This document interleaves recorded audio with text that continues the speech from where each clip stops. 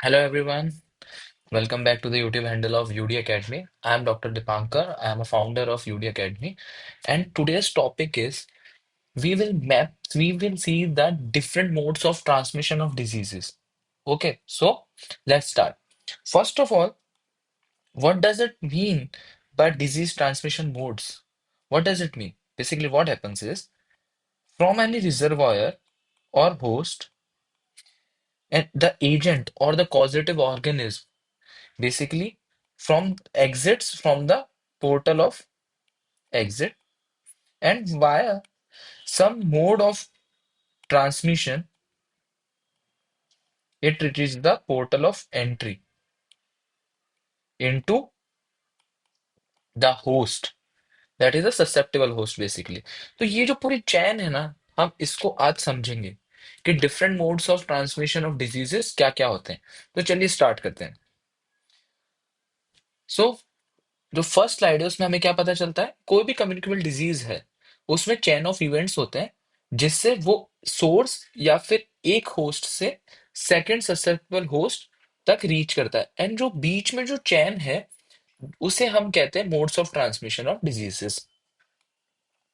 So there are two modes of transmission of diseases. First one is direct transmission and second one is indirect transmission.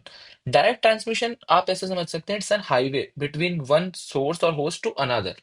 Okay, so ये जो direct transmission होता है इसमें हमें intermediate agency की need नहीं होती है। ओके, तो इससे क्या फायदा होता है एजेंट को ये फायदा होता है कि उसको होस्ट के बाहर सरवाइव करने के लिए ज्यादा टाइम तक सरवाइव नहीं करना पड़ता है।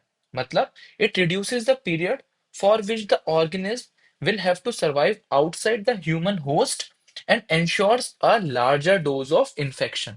जो भी मैं वर्ड बोलता हूँ, एक एक वर्ड बहुत इंपॉर्टेंट है फॉर योर एग्जाम्स, तो आप प्लीज अलर्ट रहिएगा। ठीक है, अब ये डायरेक्ट ट्रांसमिशन के एग्जाम्पल कौन कौन से देख सकते हैं? Leprosy, leptospirosis,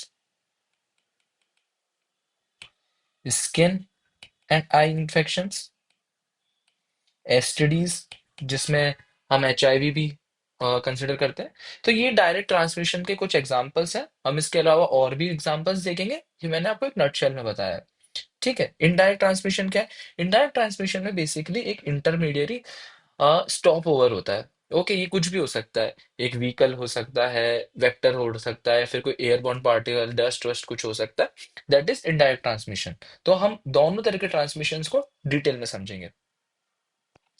So, if we talk about direct transmission, it thrives on proximity। मतलब जो डायरेक्ट ट्रांसमिशन है वो किन लोगों में ज्यादा होगा? वो उन लोगों में ज्यादा होगा जहां पर ओवर क्राउडिंग है। ओके, कहाँ पे होगा? जहां पर ओवर क्राउडिंग ज्यादा हो रही है। ठीक है, मतलब पॉपुलेशन डेंसिटी ज्यादा है, जिसमें कॉन्टेक्ट जो है वो क्लोज क्लोज रहते हैं एक दूसरे के। तो वहां पर डायरेक्ट ट्रांसमिशन के चांसेस ज्यादा होंगे। तो सबसे पहले हम डायरेक्ट ट्रांसमिशन का सब डिवीजन देखते हैं, दैट इज डायरेक्ट कॉन्टैक्ट। अब डायरेक्ट कॉन्टैक्ट का क्या मतलब है? डायरेक्ट कॉन्टैक्ट किस किस में हो सकता है? स्किन टू स्किन हो सकता है, म्यूकोजा टू म्यूकोजा हो सकता है, या फिर म्यूकोजा टू स्किन हो सकता है। ठीक है, तो उसमें डायरेक्ट कॉन्टैक्ट होता है बिटवीन बोथ होस्ट्स। ओके, या फिर सोर्स टू होस्ट। कैसे? स्किन टू स्किन किसिंग हो सकता है, सेक्सुअल इंटरकोर्स हो सकता है, म्यूकोजा टू म्यूकोजा हो सकता है। ठीक है, तो एजेंट डायरेक्टली ट्रांसफर होता है। एग्जाम्पल क्या क्या हो गए? एसटीडीज, जैसे मैंने आपको बताया था, एचआईवी हो सकता है, एड्स हो सकता है, लेप्रोसी में हो सकता है, स्किन और आई की इन्फेक्शन है उनमें हो सकता है, लेप्टोस्पायरोसिस में हो सकता है। ठीक है, then second we talk about is droplet infection. अब ड्रॉपलेट इन्फेक्शन का क्या मतलब होता है? इसमें क्या होता है, कुछ शॉर्ट रेंज के एरोसॉल्स होते हैं जो कि जब हम बातें करते हैं, व्हेन वी टॉक और व्हेन वी स्नीज, वो रिलीज होते हैं। And before falling down on the soil on the land, ये directly land on the second host. Okay, this is droplet infection. अब देखो क्या होता है ना, अगर ड्रॉपलेट्स का साइज मोर देन 10 माइक्रोन है तो इसको हमारे नोज जो वो फिल्टर कर लेता है। लेकिन अगर साइज लेस देन 5 माइक्रोन है तो क्या होता है, ये इतने छोटे पार्टिकल्स होते हैं कि इसको जो हमारा नेजल एयरवे का फिल्टर है वो इसको फिल्टर नहीं कर पाता और ये डायरेक्ट एल्वेलाई तक रीच कर जाते हैं। ओके, एंड इन्फेक्शन कॉज करते हैं। ठीक है, अब आप पूछेंगे कि सर ये ड्रॉपलेट के थ्रू हो रहा है, फिर इसको डायरेक्ट इन्फेक्शन का क्यों हमने क्लासिफाई किया अंडर डायरेक्ट इन्फेक्शन? देखिए, ड्रॉपलेट स्प्रेड जो है ना, उसको हमने डायरेक्ट इन्फेक्शन में इसलिए किया है classify, because transmission is directly spray over few feet before the droplets fall on the ground. ठीक है। अब इसके एग्जांपल क्या क्या है? रेस्पिरेटरी इन्फेक्शंस, जैसे कि पर्टुसिस हो गया, वुपिंग कॉफ, पर्टुसिस हो गया, ट्यूबरक्लोसिस हो गया, डिप्थीरिया हो गया, मेनिंगोगल मेनिंजाइटिस हो गया, इरप्टिव फीवर्स, डिप्थीरिया। ओके। तो ये सारे एग्जांपल है ड्रॉपलेट इन्फेक्शन के। Third, contact with soil. अब हम कांटेक्ट विद सॉइल की बात करते हैं। कुछ इन्फेक्शंस ऐसे होते हैं जिसमें जो इन, कुछ ऐसे इन्फेक्शंस होते हैं जिसमें क्या होता है, डायरेक्ट एक्सपोजर होता है ससेप्टेबल टिश्यू का, डिजीज एजेंट सॉइल में प्रेजेंट होता है। ओके। कंपोस्ट या फिर डिकेइंग वेजिटेबल मैटर में होता है। तो इसके एग्जांपल क्या क्या हो सकते हैं? हुकवॉर्म का इन्फेक्शन हो गया, टिटनेस हो गया, माइकोसिस हो गया। ओके। तो ये सारे एग्जांपल है कांटेक्ट विद स्किन का। देन इनोकुलेशन इनटू स्किन और म्यूकोसा, इसमें क्या होता है, जो डिजीज एजेंट होता है वो डायरेक्टली इनोकुलेट करता है स्किन या म्यूकोसा में। जैसे कि आप डॉग बाइट ले लीजिए, रेबीज। तो डॉग ने डायरेक्टली रेबीज का वायरस जो है इनोकुलेट कर दिया बाइट के बाद आपके स्किन में। ओके, या फिर आपके टिश्यूज में। तो rabies and hepatitis B can be the example of inoculation into skin or mucosa. Then third one is transplacental or transmission, vertical transmission. इसमें क्या होता है, जो एजेंट है वो मदर टू चाइल्ड प्लेसेंटा के थ्रू ट्रांसमिट हो जाता है। Example, torch infections. टॉर्च का फुल फॉर्म क्या है? Toxoplasmosis, rubella, cytomegalovirus, herpes simplex virus. Okay, तो दिस इज टॉर्च इन्फेक्शंस। इसके अलावा और कौन कौन से हैं? सिफिलिस हो गया, हेपेटाइटिस बी हो गया, एचआईवी हो गया, Coxsackie B,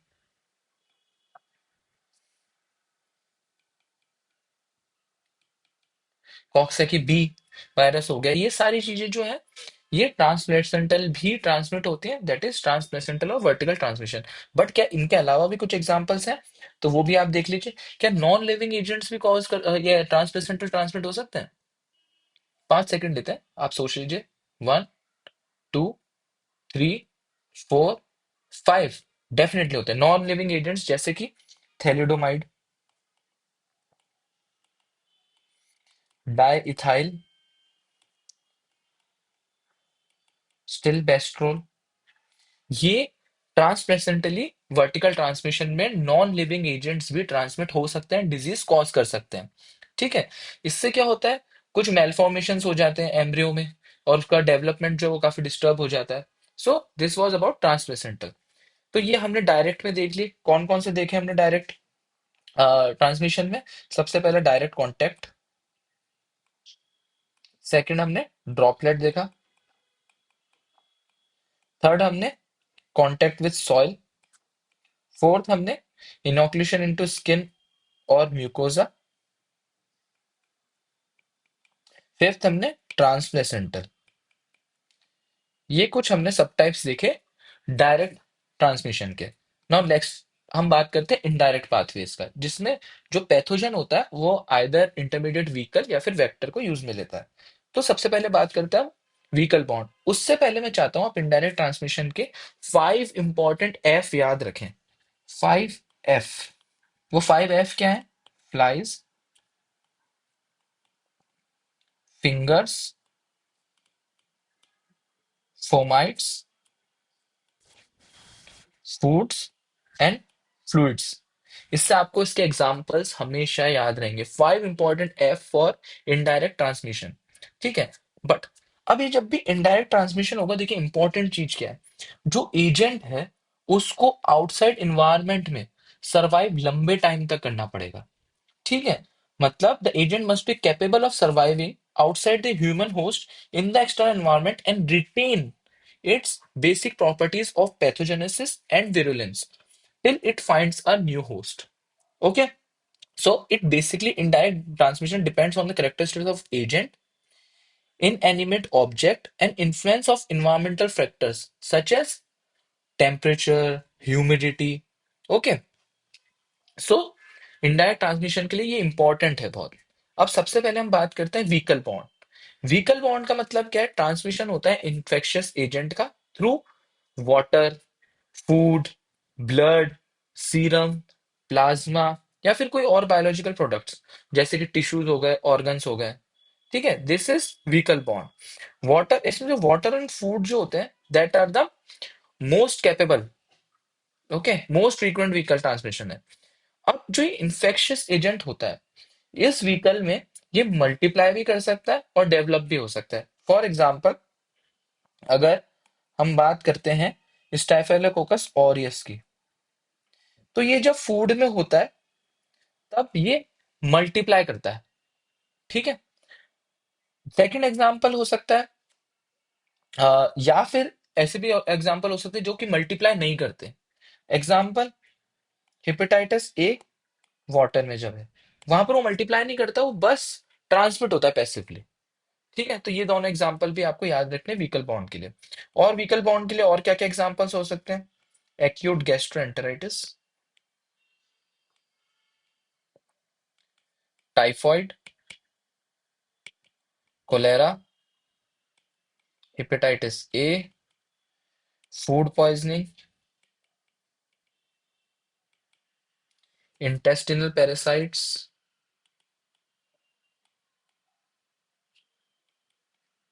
hepatitis B, malaria, syphilis, brucellosis, ट्रिपेनोमोसोमियासिस,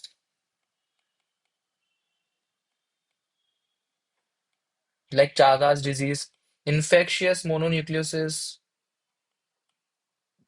cytomegalovirus का इन्फेक्शन। तो ये कुछ एग्जांपल्स हैं व्हीकल बॉन्ड के, इनडायरेक्ट ट्रांसमिशन के। सेकंड इज वेक्टर बॉन्ड। अब ये वेक्टर क्या होता है? वेक्टर या तो कोई आर्थ्रोपोड है या फिर कोई भी लिविंग कैरियर है जैसे कि स्नेल, जो कि ट्रांसपोर्ट करता है इन्फेक्शियस एजेंट को ससेप्टेबल होस्ट तक। ठीक है।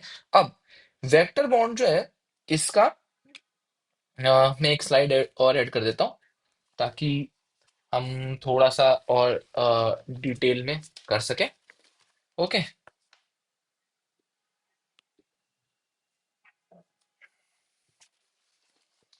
तो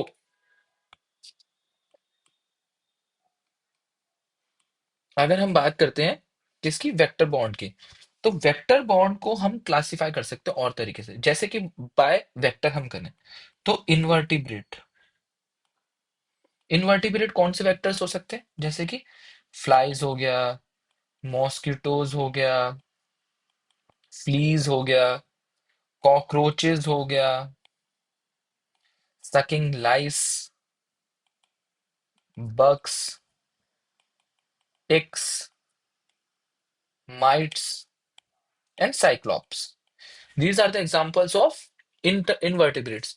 Now, अगर हम बात करते हैं वर्टिब्रेट्स की, जैसे कि माइस हो गया, रोडेंट्स हो गए, बैट्स हो गए, these are the few example of vertebrates that acts as vector. Now, ये वेक्टर बॉन्ड की बात होगी। वेक्टर बॉन्ड के और भी कुछ क्लासिफिकेशन है जो मैं चाहता हूं आप याद रखें। जैसे कि सबसे पहले कौन से मेथड है जिससे वेक्टर ट्रांसमिट करता है एजेंट को? मेथड, कौन कौन से मेथड हो सकते हैं? Biting, regurgitation, scratching in of infectious faeces, या फिर contamination of host with body fluid of vectors. ठीक है, जैसे माइस के यूरिन से कंटेमिनेशन हो जाए या कुछ और।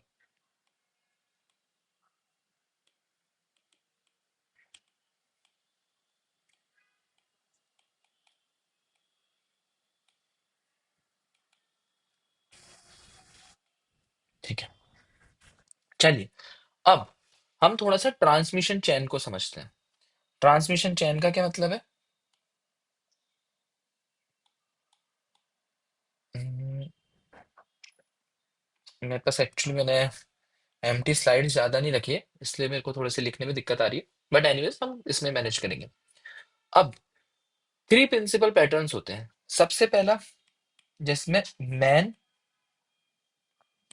आर्थ्रोपोड मैन है। एग्जाम्पल बता सकते हो कोई इसका? हम 5 सेकंड लेंगे, आप सोच लीजिए। 1, 2, 3, 4, 5। Example is malaria. Okay, man Anopheles man. ठीक है, मलेरिया। या फिर हम ले सकते हैं मैन स्नेल मैन। आप बताइए कौन सी डिजीज में ऐसा होता है? हम 5 सेकंड लेंगे। 1, 2, 3, 4, 5। शिस्टोसोमियासिस। ठीक है, तो ये दो एग्जांपल आपको याद रखने हैं। ठीक है, मैन एंड नॉन वर्टिब्रेट का, man arthropod man, man snail man, malaria and schistosomiasis respectively. Second क्या हो सकता है?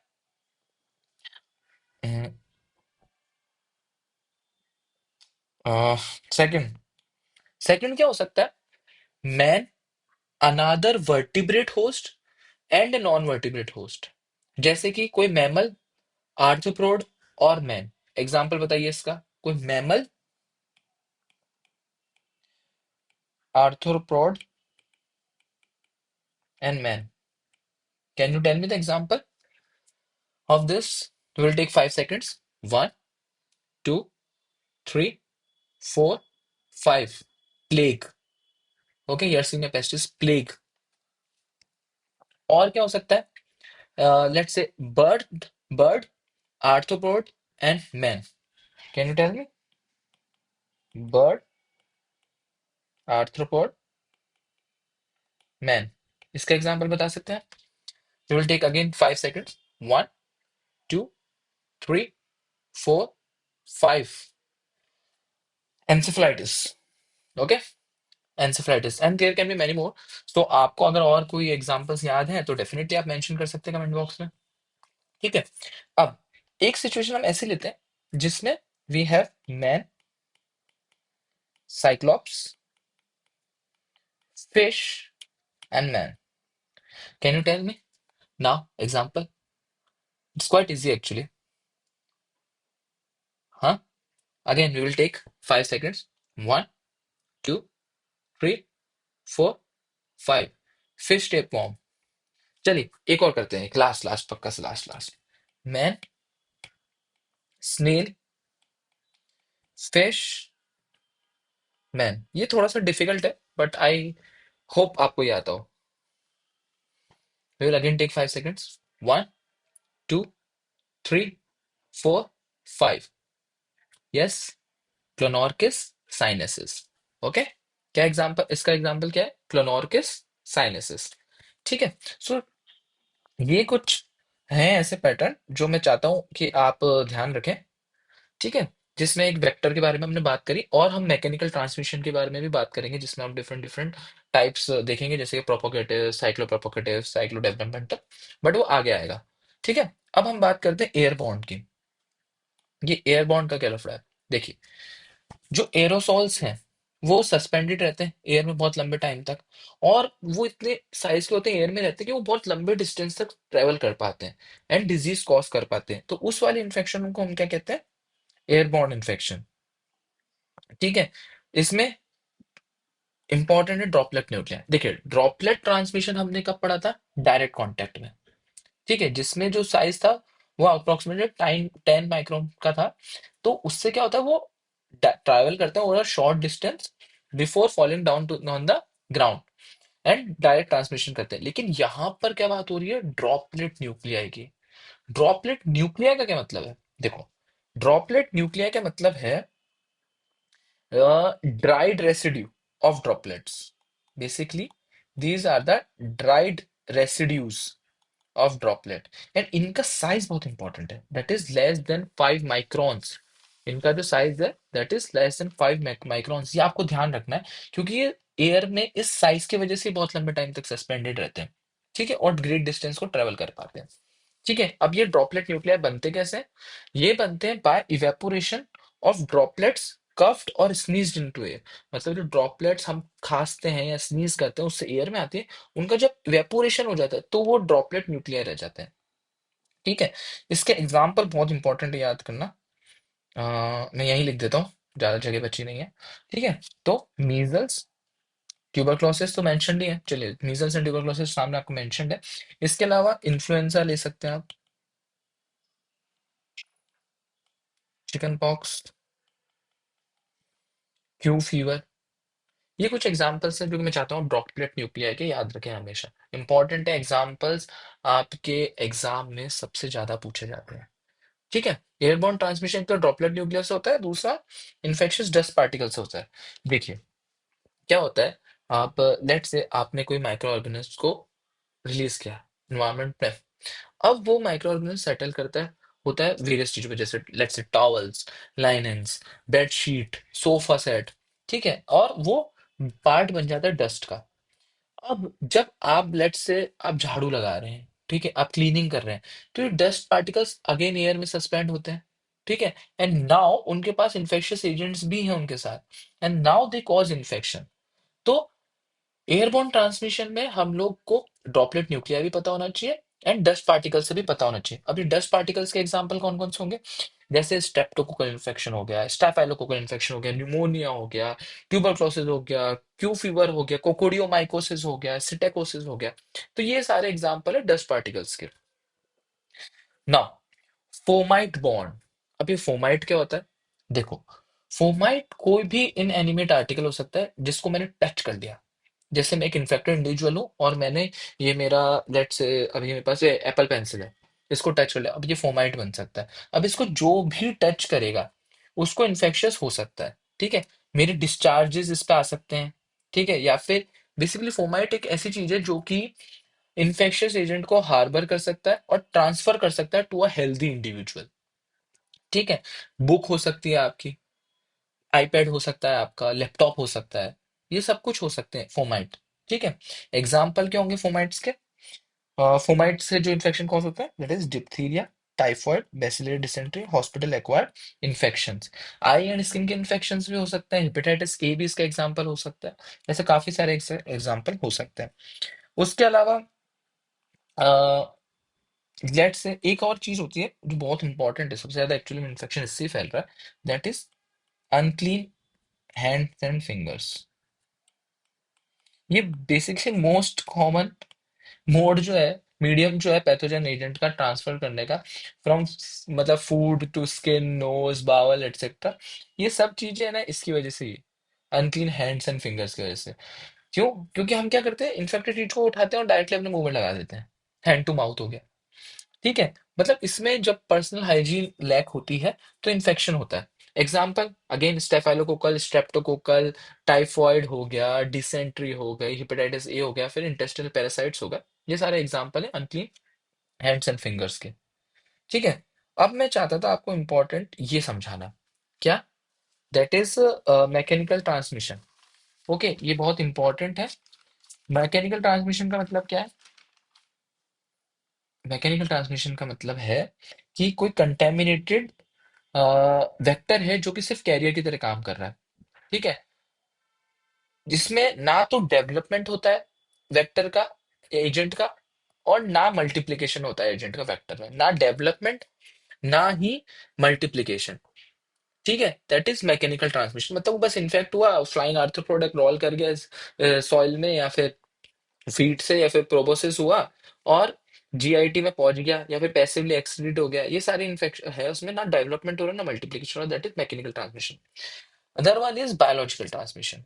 अब बायोलॉजिकल ट्रांसमिशन में क्या होता है, ये लिविंग इंक्यूबेटर है, मतलब इसमें बायोलॉजिकल ट्रांसमिशन में एजेंट या तो मल्टीप्लाई कर रहा है, या फिर डेवलप कर रहा है, या फिर दोनों कर रहा है।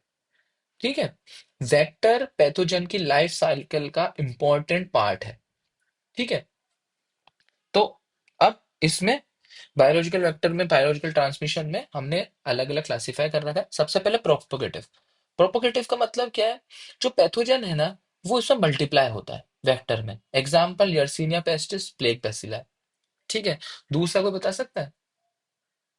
Again we will take 5 seconds, okay, to make things interesting. 1, 2, 3, 4, 5। Anyone? या, येलो फीवर, एडीज।